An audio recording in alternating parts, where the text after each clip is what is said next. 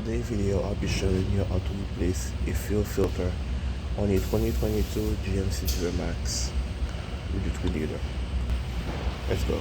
This is what we need. We need 36mm oil filter socket. It needs to be ratchet, and we use the filter. That's the part number for it. Let's grab our drain. The fuel filter is located near the fuel tank on the other side, middle of the frame. Here it is right there. That's your fuel filter. That's your fuel tank. That's your fuel filter. Let's go.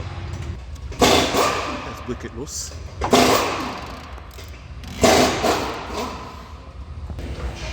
Here it is. So this is the drain. So let's grab our pick to take out the old gasket. Gasket here. It's off.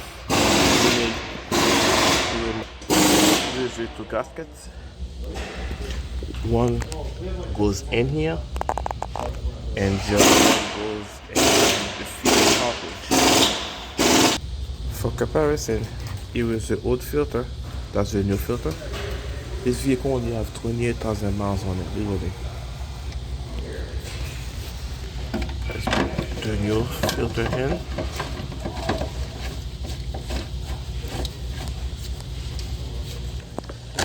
For reference, here is the part number right here.